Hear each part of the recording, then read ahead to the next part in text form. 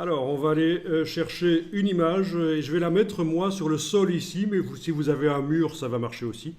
Comme si c'était vraiment une image qui a été mise sur le sol. Mais on va jouer avec les effets, à ce moment-là, les effets de fusion.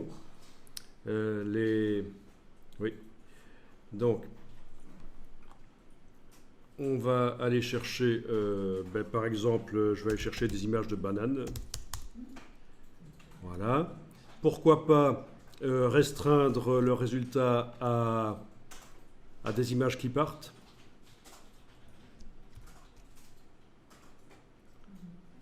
Voilà. Et je choisis toutes les tailles ici parce que sinon ça restreint trop. Bon, vous prenez ce que vous voulez. Et là, j'ai pris juste des images de bananes que je vais mettre en perspective sur le sol. OK.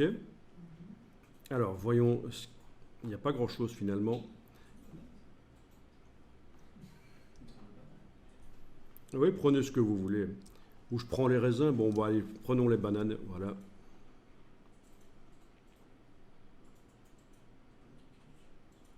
OK. Alors, ici, ça me propose de télécharger avec une haute définition, voire même l'image vectorielle en SVG, mais je vais choisir plutôt l'image pixel ici. Ah d'accord. Bon, j'ai pas envie de m'inscrire pour ça, donc je vais prendre un autre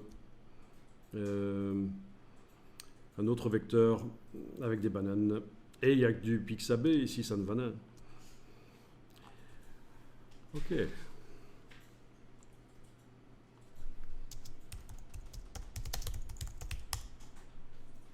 Voilà, en tapant public domaine au lieu de droit d'usage, je trouve plus de choses.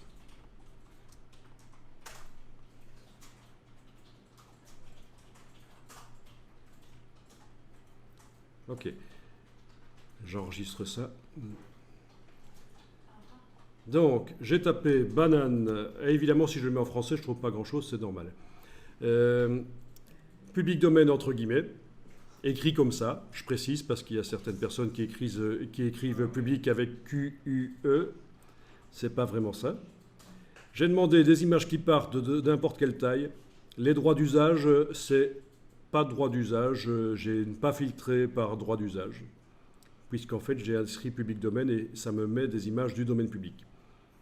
Voilà, et finalement j'ai utilisé ceci.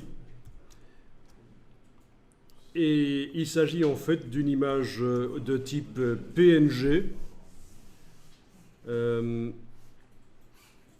avec de la transparence.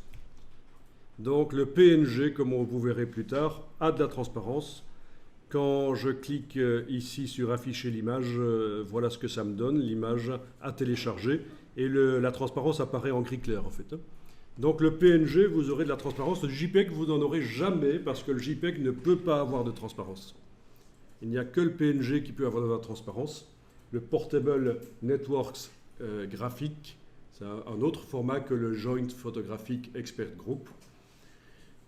Et de plus en plus de sites web utilisent le PNG.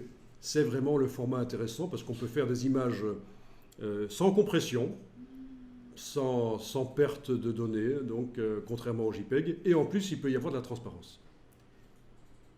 Le problème, c'est plus lourd que du JPEG, mais c'est plus vraiment un problème à notre époque parce que le web est devenu plus rapide.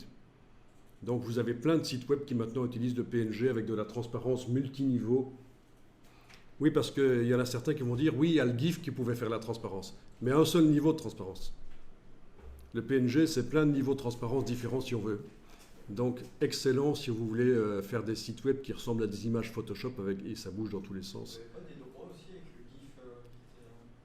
le GIF Non, je ne crois pas qu'il y avait des droits sur le GIF, non, je ne pense pas. Computer GIF, il est dans le domaine public, non?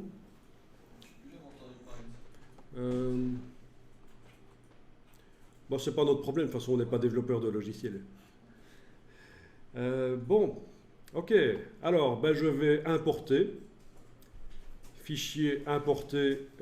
Tiens, cette fois-ci, je vais faire importer et lier. C'est pas mal ça. Comme ça, vous voyez, vous verrez la différence. Au lieu de importer et incorporer, je vais faire importer et lier. Je vais chercher mon image de banane, importer. Les voilà, je valide avec le petit V. Et voilà, j'ai donc un objet dynamique. Alors, étant donné que j'avais mon objet dynamique de la carte qui était activé, ben, l'objet importé est venu juste au-dessus. C'est toujours comme ça. Quand on crée un nouveau calque dans Photoshop, il arrive au-dessus du calque activé. Mais j'ai intérêt à le mettre au-dessus, en fait, du décor. Ah, ça a cassé l'écrêtage. Voilà, il faut remettre l'écrêtage, ça c'est typique. Mais voilà, j'ai mis les bananes au-dessus du décor, plutôt que de les mettre intégrées entre le calque de réglage et la carte, ça n'avait pas sa place à cet endroit-là. Et j'ai donc dû refaire le travail d'écrêtage ici avec la touche Alt. Donc c'est une image liée, c'est un objet dynamique lié. On verra plus tard, ça n'a pas une grande importance pour l'instant. Sachez simplement que si, contrairement à l'image de la carte, si l'image de la banane disparaît du disque dur, ça va poser un problème pour Photoshop.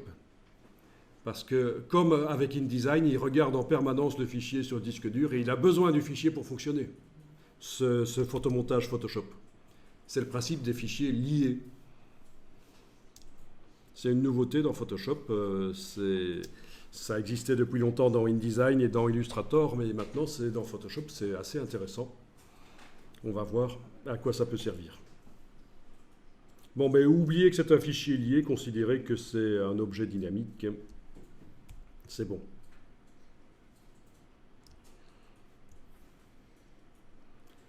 Alors peut-être que pour simplifier les choses, on a intérêt à mettre l'image de la carte dans un groupe. Vous activez l'image de la carte et vous demandez nouveau groupe d'après des calques. OK. Et en fait, tout ce qui était lié à ce calque-là, enfin lié, tout ce qui était attaché à ce calque-là, le calque de réglage, les filtres, les effets spéciaux, tout ça a suivi l'image qui est allée dans un groupe.